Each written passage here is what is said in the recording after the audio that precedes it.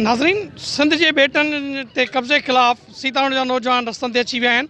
उन सिलसिले में हू छा पिया चवनि, अचो त संदन ज़बानी ॿुधूं। असांजे सिंध जे बेटनि ते कब्ज़ा कया था वञनि, जीअं त उहो सिंध जा बेटा वफ़ाक़ जे हवाले कया था वञनि, उन जे ख़िलाफ़ु असां एहतिजाज कयो आहे। सिंध जे कब्ज़नि ते असांखे नामंज़ूर आहे।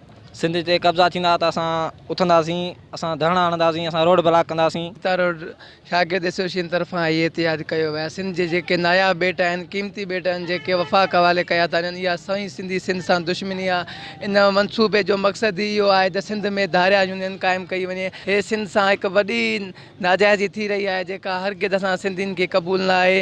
सदाईं वफ़ाक़ सिंध खे नज़रअंदाज़ कंदो आहे, हुजे कहिड़ी बि ॻाल्हि हुजे, हर हिसाब किताब सां सिंध खे वफ़ाक़ नज़रअंदाज़ कयो। असांखे इहो क़तई क़बूल न आहे त सिंध जा जेके क़ीमती बेटा आहिनि उहे वफ़ाक़ हवाले थियणु घुरिजनि। असां इहो सिंधी कॾहिं बि क़ाबिले क़बूल न थियणु ॾींदासीं। असां हुकूमत सां ऐं इहा अपील था करियूं त सिंध जे बेटनि ते कब्ज़ो नामंज़ूर आहे ऐं सिंध जे बेटनि ते असां हरगिज़ कब्ज़ो न करणु ॾींदासीं। साईं हीअ रैली कढी वई आहे सिर्फ़ु इन जे लाइ त जेके सिंध जा बेट आहिनि उहे वफ़ाक़ हवाले कया था वञनि, उहे खपाया था वञनि। जेके सिंध जी प्रॉपर्टी आहे ऐं उन ते सिर्फ़ु सिंधियुनि जो हक़ आहे।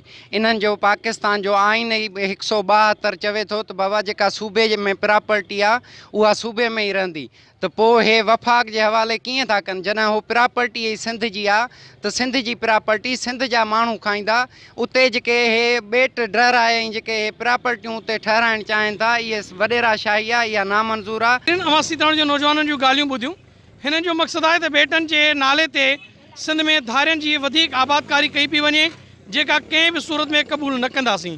हिननि इहो बि चितार ॾिनो आहे त सिंध जे कंहिं बि वसीले ते जेकॾहिं वधीक नाजाइज़ कब्ज़ा थिया त उन जे ख़िलाफ़ु असीं रोडनि रस्तनि ते ईंदासीं, एहतिजाजनि धरना हणंदासीं। कंहिं बि सूरत में सिंध ते धारिया आबादकारी नामंज़ूर आहे। इम्तियाज़ अहमद, बुगियो, टाइम न्यूज़, सीतापुर।